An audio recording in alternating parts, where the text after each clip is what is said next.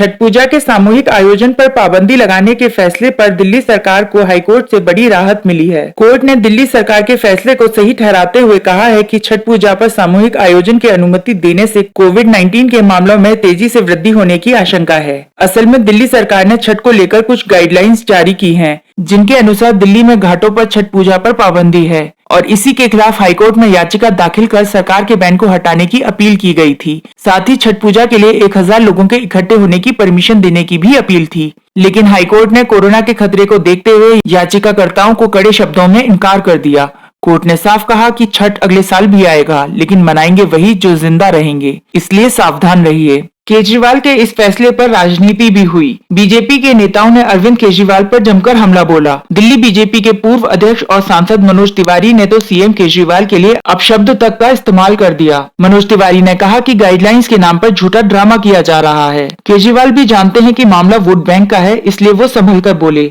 उन्होंने साफ कहा कि ये वक्त राजनीति करने का नहीं है, बल्कि मिलकर काम करने का है। दरअसल दिल्ली में 1,40,00,000 वोटर हैं। इनमें से बिहार के और पूर्वांचल के वोटर्स की तादाद करीब 40 लाख है।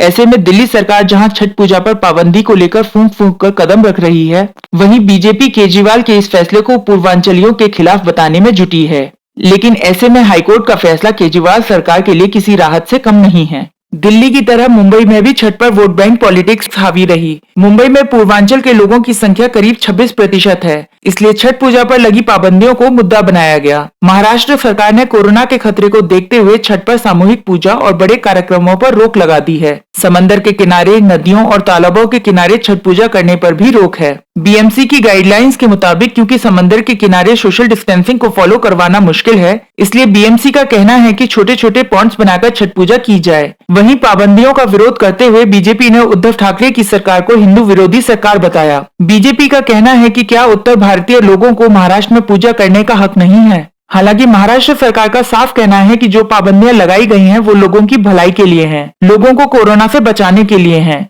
इसलिए नियमों का पालन करना पड़ेगा। इसमें सियासत की गुंजाइश नहीं है।